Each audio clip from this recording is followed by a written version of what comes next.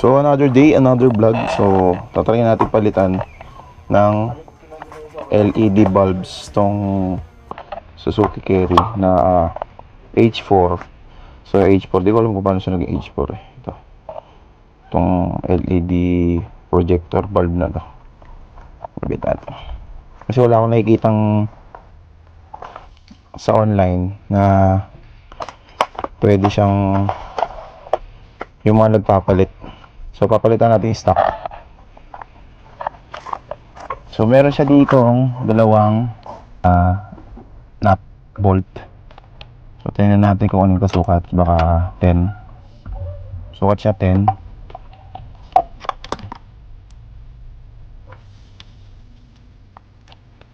Try lang muna natin isa.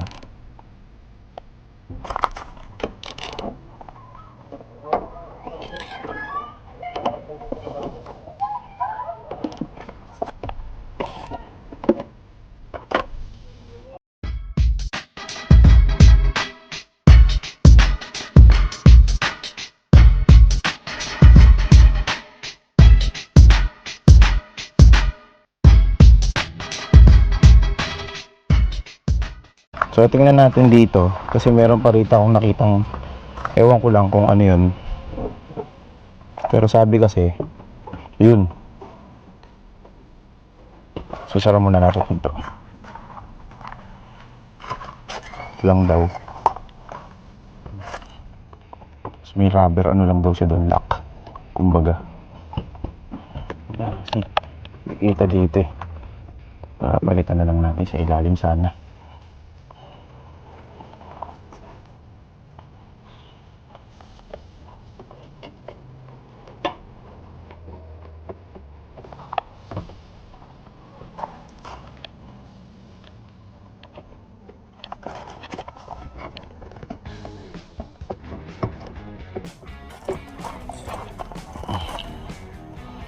Paano siya? Yun.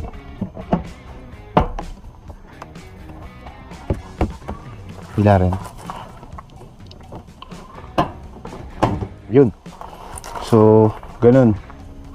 Meron siyang dalawang lock dito. Isa sa taas, isa sa baba. So rubber. Para mapalitan lang natin. Tapos yun na. Matatanggal nyo na agad yung headlight niya.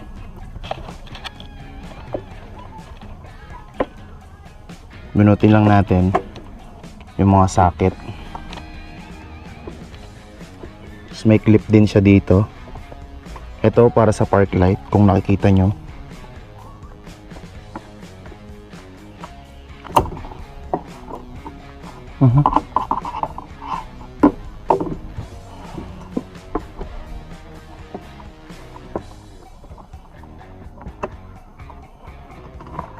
Ayan. Tanggal na yung isa. Tapos ito din. Ayan. Tanggal na sila parehas. Ayan. Yun. Ito lang siya. Tapos ito din. So puro siya declip. Kaya mabilis lang siyang tanggalin. Ayan. So ito na yung pinaka headlight ng Suzuki Carry.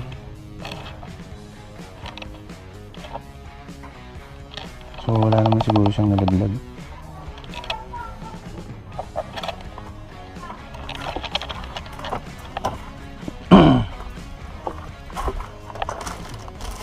So tatry natin. So meron siya ditong rubber.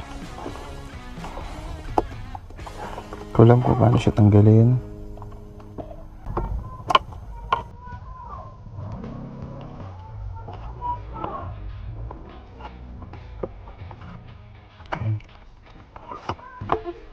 So meron siyang seal dito bago mo matanggal to. Ayan. So itong rubber na to bago mo matanggal tong, paano ba to? Kasi ito first time natin tong gagawin kasi wala tayong kaalam-alam dito. Kasi, ayan. Ito yung So ganyan siya. So nasa taas yung pahigang pin, tapos dalawang nakaganon. So mamaya na natin siya babaksasin.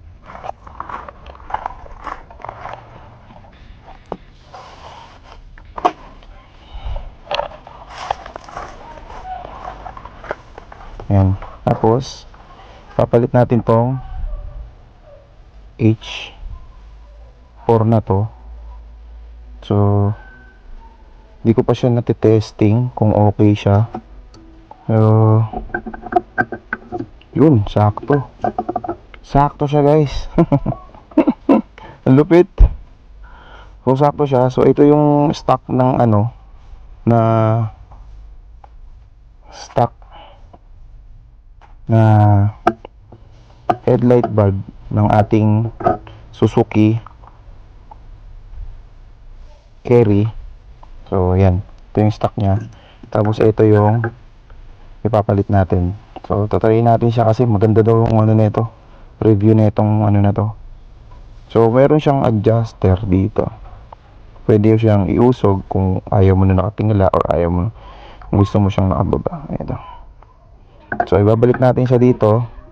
Same lang din kagaya kanina. So yan, may lock. Ilalak ulit natin siya kung nakikita mo. Lock natin siya. So yung lock lang niya, di natin siya agad mapapasok kasi medyo angat, no? Angat siya. So pwede naman natin yung puwersahin para lang hindi siya gumalaw. Yun, para hindi siya, no? Intact na intact talaga siya, guys, itong ano natin.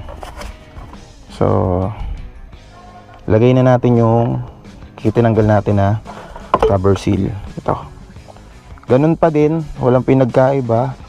Siya pa rin yung kanina, pasok pa din yan. Ang kagandahan dito, silyadong silyado siya. So pag tinakpan natin siya ng ganito, yan, meron siyang indicator din, no? Yan, ko alam kung sagad na to. Yan. Pero hindi pa kasi natin siya natitesting. Dapat matesting natin yung dalawang ilaw kung gumagana ba siya o hindi. So nasa may susi lang, guys. Kunin muna natin yung susi.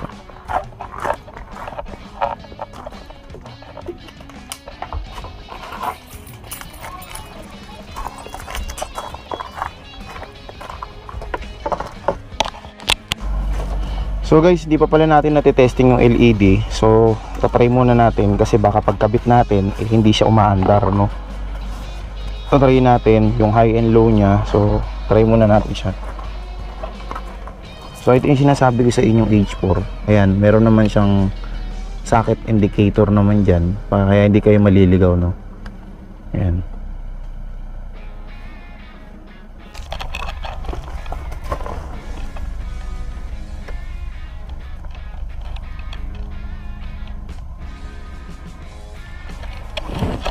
Ano pala? Mali pala. So sana yun! Ang lakas, guys. Yun, oh. Kita mo yan? Ang sakit sa mata. So pag kinabit pa natin siya dun, so may kasama na rin siyang blower sa likod. Kaya hindi kayo mag-ano na mag-overheat siya pag ginagamit mo. Ayan, oh. Lakas, kita mo. Sa gabi, kailangan matesting natin to.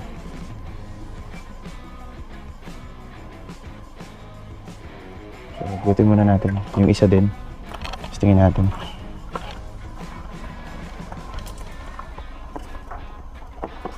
Testingin natin siya na nasa loob na.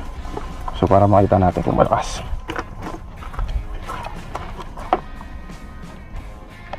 Yun. Limaw. So kasi yung stock nito is dilaw. Wala na natin siya palitan. Kita ba? Hindi mo. Okay. Prove. So na-testing na natin siya. Malaman natin na. So guys, kakabit na natin yung LED.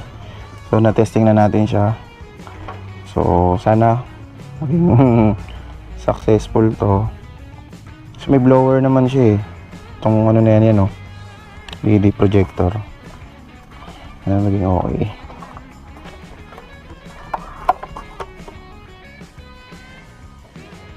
Kaya balik lang ulit natin yung mga socket. Pawis tayo. Pawis tayo guys. Ito.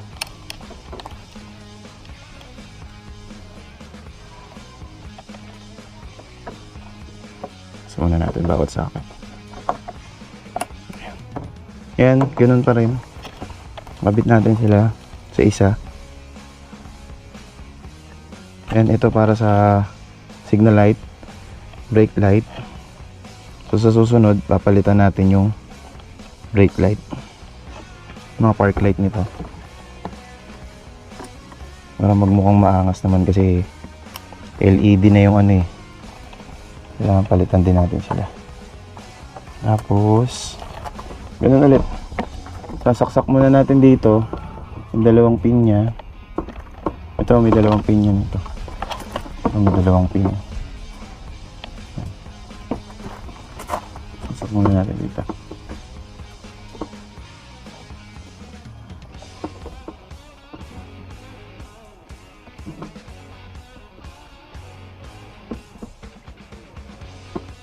Dito. Yun.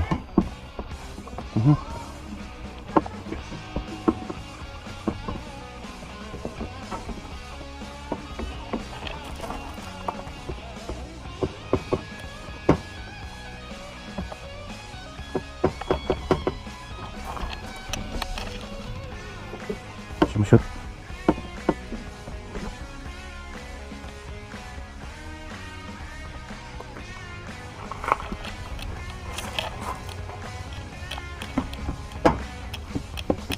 Ayan. Okay, ay. Ito hindi ma-shoot eh. Bukas yung pinto. Ayan. So okay na guys. Nakikabit na natin isa. Approve na. So ganun ulit yung process natin. Ito na yung dalawang tornilyo. So ganun lang kadali pala kung pagpalit ng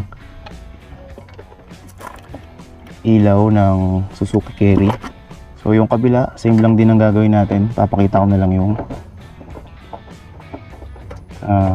final na result, no? Balikan ko kayo. Peace out. I ain't here for the money.